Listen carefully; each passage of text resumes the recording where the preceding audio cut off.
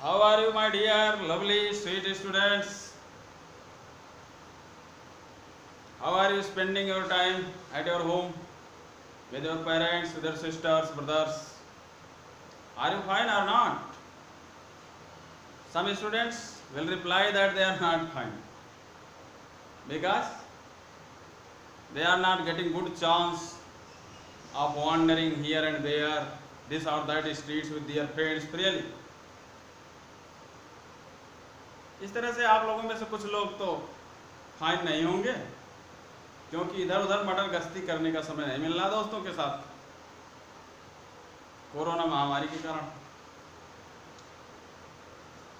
कुछ स्टूडेंट्स बहुत अच्छी से कुंभकर्णी निद्रा ले रहे होंगे घर पर, उनके पास इजी टाइम है। लेकिन आपको ये भी ध्यान देना है कि आप अपने लक्ष्य को ना भूलें। आपका लक्ष्य है एज ए स्टूडेंट आप स्टडी करें और अपने टॉपिक्स, अपने लेसन का प्रिपेयरिंग करें। जैसा कि today's topic is transformation. Transformation, इसके पहले आपको ट्रांसफॉर्मेशन का first video affirmative to negative का पार्ट फर्स्ट पढ़ाया जा चुका है। पार्ट फर्स्ट में आपको अफर्मेटिव से निगेटिव बनाने के 3 तरीके बताए गए, जिसमें opposite word by using opposite words, और दूसरा बाय यूजिंग नन बट, और तीसरा by using not only but also. अब इसके आगे और किस तरह से you have to change affirmative sentences into negative, आपको ये जानना कि आप अफर्मेटिव सेंटेंस को कैसे निगेटिव में चेंज कर देंगे। लेकिन ये ध्यान रहे कि आपको बताया गया है कि the sentence should be changed without changing its meaning, without changing its sense. अर्थात वाक्य का बिना अर्थ बदले ही वह वाक्य का स्वरूप बदल जाए, तभी वह ट्रांसफॉर्मेशन माना जाए।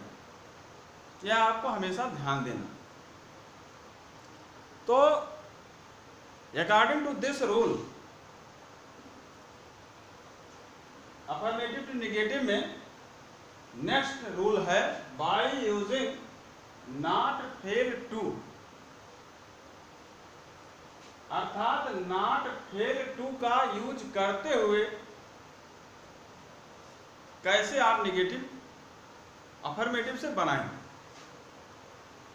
अर्थात जब आप अफर्मेटिव से नेगेटिव बनाओगे तो नॉट फेल टू का यूज किया जाए। किस कंडीशन इसका यूज होगा, कैसे होगा, you have to know it. किसी भी टेंस का word, the sentence of any tense, present, past और फ्यूचर, प्रेजेंट का हो, पास्ट का हो, फ्यूचर का हो, किसी भी टेंस का वाक्य जिसमें सब्जेक्ट, वर्ब, ऑब्जेक्ट मौजूद हो अथवा सब्जेक्ट और वर्ब ही हो, तो ऐसे वाक्य जो टेंस से संबंधित हो, जिसमें सब्जेक्ट और वर्ब हो, कर्ता और क्रिया हो, इस तरह के वाक्यों को निगेटिव में चेंज करने के लिए आपको यह फार्मूला बताया जाए। उन वाक्यों में जब नॉट फेल टू का आप यूज करोगे तभी उनका सेंस, उनका मीनिंग नहीं बदलेगा। नहीं तो एक उदाहरण देख लें, नहीं तो मीनिंग भी बदल जाएगी। जैसे Ram reads a book, there is a sentence before you, you have to change into negative. Ram reads a book, Ram किताब पढ़ता है। तो साधारण रूप से यदि कोई कह दे कि ये निगेटिव में चेंज कर दो,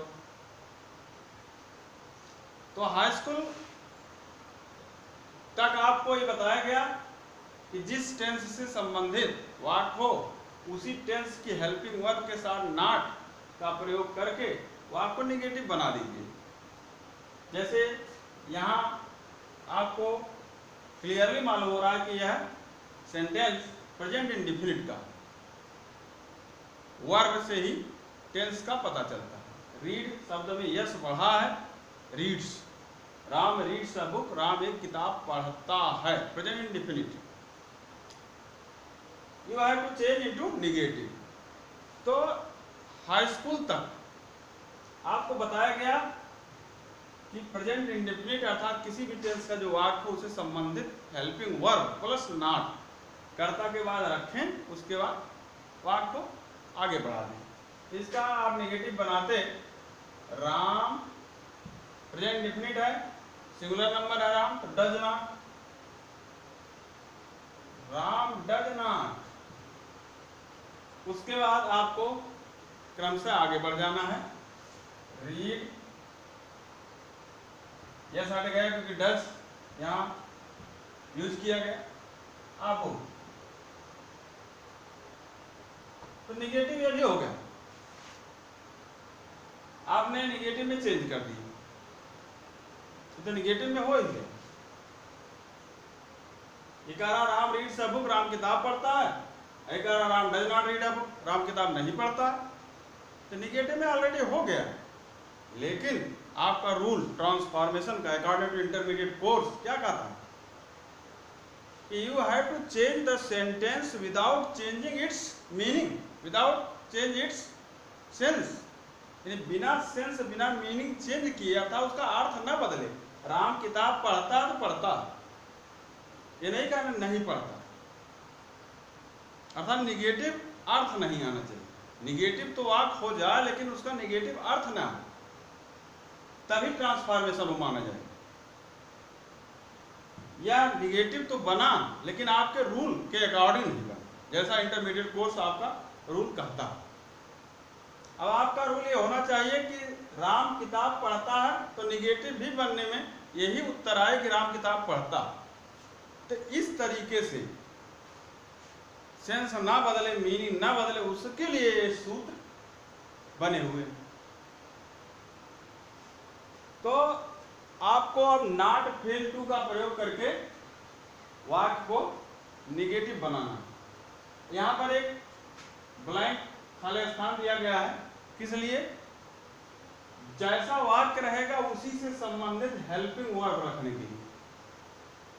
जैसे यहां डज नॉट हुआ, तो इसी प्रकार जब नॉट फेल टू का यूज करेंगे तो जो वाक्य रहेगा उसी से संबंधित यहाँ हेल्पिंग वर्ब रखा जाएगा, उसके साथ नॉट फेल टू का प्रयोग होगा वर्ब के पहले, अर्थात कर्ता के तुरंत बाद, सब्जेक्ट के तुरंत बाद उस वाक्य से संबंधित helping verb not fail to, उसके बाद वर्ब फर्स्ट। ये ध्यान रहे कि टू के बाद जो वाक्य का वर्ब रहेगा वो हमेशा फर्स्ट फॉर्म में ही रहना चाहिए, क्योंकि टू के साथ आने वाला वर्ब हमेशा फर्स्ट फॉर्म में ही रहता, वो इन्फिनेटिव का रूप लेता।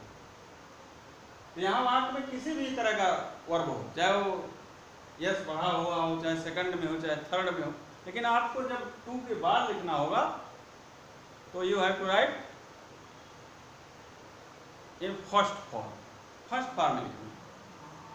तो आप समझ गए होंगे कि कर्ता के बाद उस वाक्य से संबंधित हेल्पिंग वर्ब, उसके बाद नॉट फेल टू, उसके बाद वाक्य की क्रिया फर्स्ट फॉर्म में, उसके बाद आगे बढ़ जाएंगे। यही तरीका। जैसा कि एक एग्जांपल है, he respects his elders, he respects his elders, वह अपने बड़ों का सम्मान करता है। You have to change this sentence into negative according to this rule. You have to change the sentence without changing its meaning. तो आपको you have to follow this formula, this rule. आपको बताया गया कि सब्जेक्ट लिखें आप, उसके बाद किस किस टेंस का वाक्य है यह आप पता करें। तो यहाँ पर वर्ब में यस बढ़ा हुआ तो प्रेजेंट इंडेफिनिट है। अब आपको नॉट फेल टू का प्रयोग करना है तुरंत कर्ता के बाद, तो आप हेल्पिंग वर्ब का यूज करेंगे यहाँ, तभी नॉट फेल टू का प्रयोग हो सकता है, क्योंकि नॉट का प्रयोग होगा तो हेल्पिंग वर्ब की जरूरत पड़ेगी।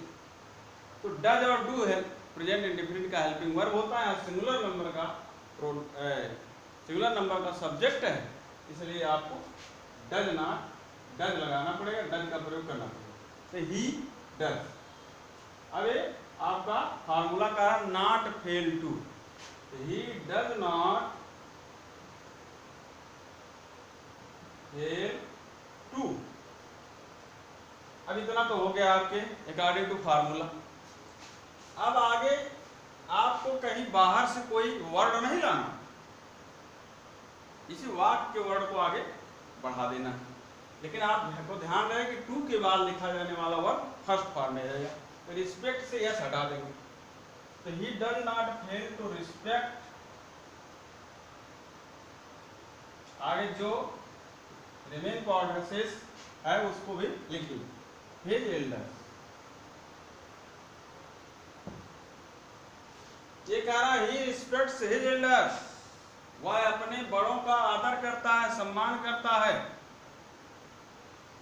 तो अकॉर्डिंग टू रूल आपको अर्थ ना बदले और निगेटिव भी हो जाए, उसके लिए आपने इस फार्मूला का यूज किया। अकॉर्डिंग टू दिस फार्मूला क्या हुआ, he doesn't fail to respect his elders. He doesn't fail, वह चूकता नहीं है, फेल नहीं होता, फेल माने चूकना, चूक जाना, असफल हो जाना, या चूकना बोलेंगे तो अच्छा लगेगा। ही डज नॉट फेल, वह चूकता नहीं, क्या करने में नहीं चूकता, टू रिस्पेक्ट, आदर करने में, हिज एल्डर्स, अपने बड़ों का, अर्थात वह अपने बड़ों का आदर करने से नहीं चूकता। इसका मतलब वो आदर करता है। ये कह रहा है अपने बड़ों का आदर करता है, और वो कह रहा है वो अपने बड़ों का आदर करने से नहीं चूकता। तो मीनिंग अर्थात सेंस चेंज नहीं हुआ वाक्य का, और वाक्य का स्वरूप निगेटिव में। तो इस तरह से किसी भी टेंस का वाक्य होगा, आपको अगर उसमें सब्जेक्ट वर्ब कर्ता क्रिया है अथवा कर्ता क्रिया कर्म है, तो उस वाक्य को निगेटिव बनाने के लिए आपको इसी फार्मूला को फॉलो करना है। जैसा कि सेकंड एग्जांपल देखें। सेकंड एग्जांपल कह रहा आई फिनिश्ड माय वर्क, मैंने अपना कार्य पूरा कर लिया। अब आपको पता लगाना है, you have to find out इस सेंटेंस का टेंस क्या, किस टेंस का सेंटेंस। तो यहां पर आपको दिखाई दिया सेकंड फॉर्म का वर्ब, थर्ड फॉर्म का वर्ब नहीं है। थर्ड फॉर्म भी इसी तरह रहेगा, लेकिन ये थर्ड फॉर्म क्यों नहीं, कुछ स्टूडेंट ये भी नहीं बता पाएंगे थर्ड फॉर्म इसे क्यों नहीं माना जाए, क्योंकि फिनिश फिनिश्ड फिनिश्ड स्पेलिंग वही रहेगी, लेकिन थर्ड क्यों नहीं माना जाए। कारण क्या, व्हाट इज रीजन। रीजन यह है कि थर्ड फॉर्म वर्ब का थर्ड फॉर्म वाक्य में या तो हैज हैव हैड के साथ रहता है, यानी यहाँ पर हैज हैव हैड होना चाहिए, तब यह थर्ड माना जाएगा। अन्यथा पैसिव वॉइस में वाक्य को किसी भी सहायक क्रिया के साथ वर्ब का थर्ड फॉर्म लगता है। इसलिए यहाँ कुछ नहीं है, कोई हेल्पिंग वर्ब नहीं है, यानी हेल्पिंग वर्ब के साथ अगर ये होता थर्ड जो है इस रूप में, तो थर्ड माना जाए। और विदाउट हेल्पिंग वर्ब अगर वर्ब दिया है तो सेकंड माना जाएगा, वो थर्ड नहीं माना जाएगा। तो आपको बताया कि हैज हैव हैड और पैसिव वॉइस से संबंधित जो हेल्पिंग वर्ब के साथ थर्ड फॉर्म के स्वरूप होते हैं वो, नहीं तो अकेला अगर है उसके साथ कोई हेल्पिंग वर्ब नहीं तो सेकंड। तो इसका मतलब सेकंड है, सेकंड किसमें यूज किया जाता है, सेकंड पास्ट इंडेफिनिट में यूज किया जाता है। तो इसका मतलब यह सेंटेंस पास्ट इंडेफिनिट है। You have to change this sentence into negative according to this rule. अब आपको ये पता करना है कि पास्ट इंडेफिनिट का हेल्पिंग वर्ब क्या है, क्योंकि नॉट के पहले आपको हेल्पिंग वर्ब का यूज करना। तो आप जानते होंगे कि पास्ट इंडेफिनिट का हेल्पिंग वर्ब डिड है।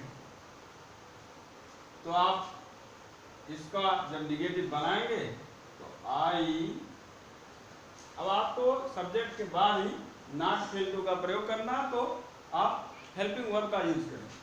पास्ट इंडेफिनिट क्या है? डिड। आई डिड नॉट, अब आपको नॉट का फिर fail to,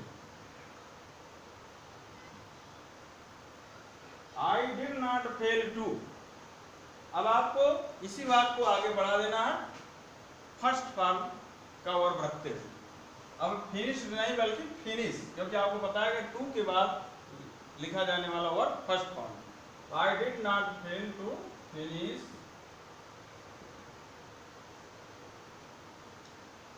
my work.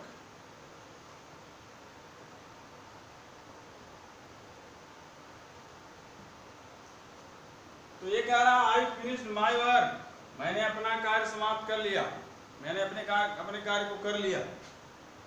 Negative क्या कह रहा है? I did not fail to finish my work, मैं अपना कार्य करने से नहीं चूका, अर्थात मैं अपना कार्य करने में असफल नहीं हुआ, अर्थात किया, मैं अपना कार्य करने से चूका नहीं चूका।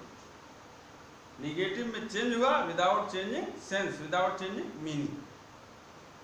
इस तरीके से नेक्स्ट एग्जाम्पल फ्यूचर का दिया गया, जैसा कि है she will distribute sweets among the children. यहाँ विल है तो फ्यूचर है, यहाँ पर क्लियर हेल्पिंग वर्ब है, आपको यहाँ रखने के लिए कहीं से खोजना नहीं। She will distribute sweets among the children, वह बच्चों के बीच मिठाइयाँ बांटेगी।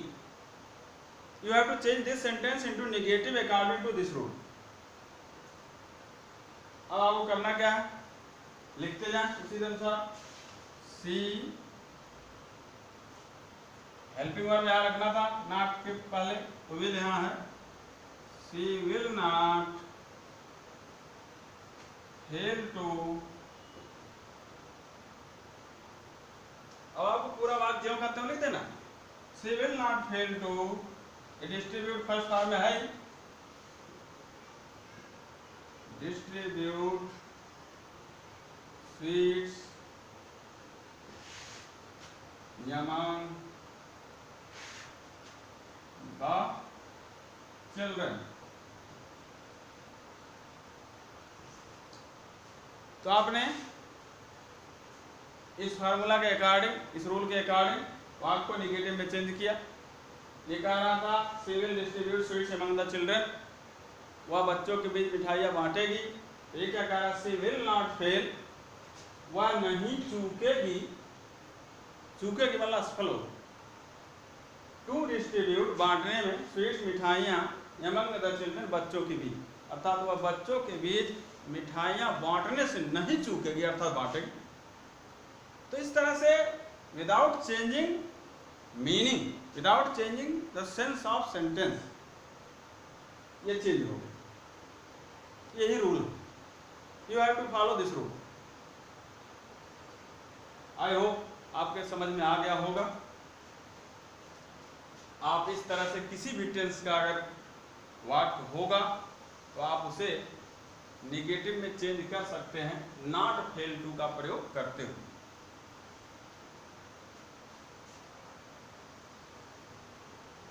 अब आगे आप देखें,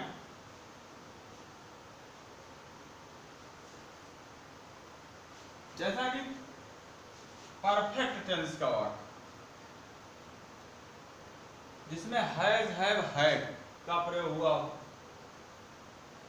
अब एक एग्जांपल मैं प्रेजेंट परफेक्ट का बता रहा हूं, क्योंकि उसमें कुछ स्टूडेंट्स मिस्टेक कर देते हैं। जैसा कि एग्जांपल है, I have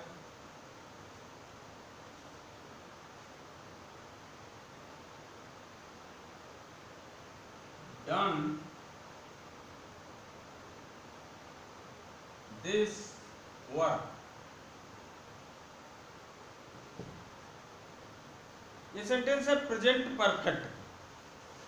I have done this work, मैंने यह कार्य पूरा कर लिया। You have to change this sentence into negative according to this rule, not fail to, by using not fail to। अब not fail to का प्रयोग होगा, हेल्पिंग वर्ब का प्रयोग होना चाहिए, तो यह वाक्य प्रेजेंट परफेक्ट का है, इसलिए हेल्पिंग वर्ब हैव पहले से मौजूद है, इसी का यूज किया जाएगा।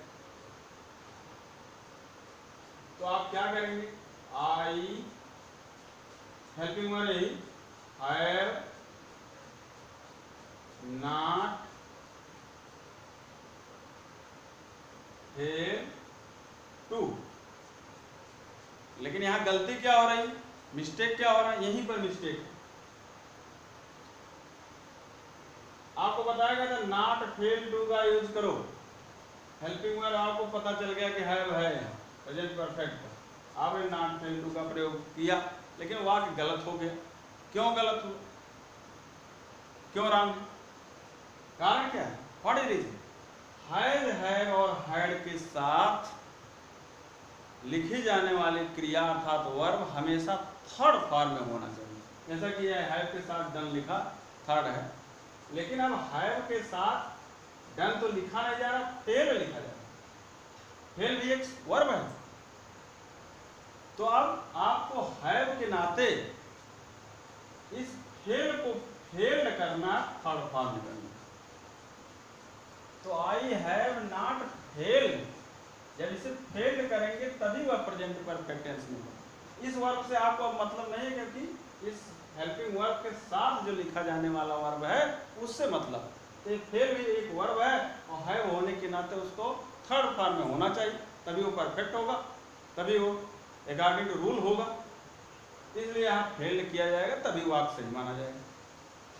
अब हो गया I have not failed to, उसका बताया गया टू के बाद लिखा जाने वाला जो वर्ब होगा वो फर्स्ट फॉर्म में होना चाहिए।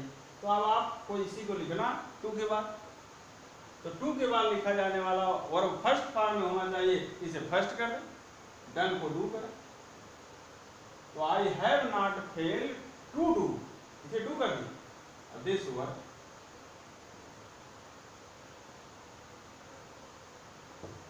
तो हो गया I have done this work, मैंने यह कार्य कर लिया है। एक आई हैव नॉट फेल्ड, मैं चूका नहीं हूं, टू डू करने में, दिस वर्क यह काम, अर्थात मैं यह काम करने में नहीं चूका हूं। एक मैंने यह काम कर लिया, अथवा मैं यह कार्य कर लिया हूं, एक मैं यह कार्य करने में नहीं चूका हूं। तो इस तरह से बिना मीनिंग, बिना सेंस, बिना अर्थ चेंज किए ही वाक्य का स्वरूप बदल गया और निगेटिव में चेंज हो गया, अफर्मेटिव से निगेटिव बन गया। तो you have to follow this formula to change this type sentence into negative. I hope आप समझ गए होंगे, बहुत अच्छे तरीके से समझ गए होंगे। Now you have to practice, आपको प्रैक्टिस करना, कम से कम एक एक्सरसाइज कम से कम 7 वाक्यों का, 10 वाक्यों का। आप इसका जब प्रैक्टिस कर लेंगे तो your concept will be clear. If you have any problem, you can share with me.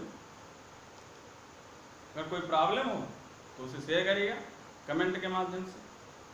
और अब आज इस टॉपिक को यहीं तक समाप्त करना चाहता हूँ।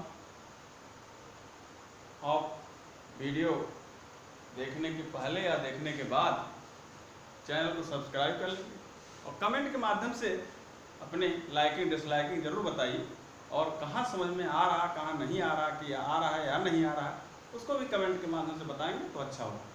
Thank you so much.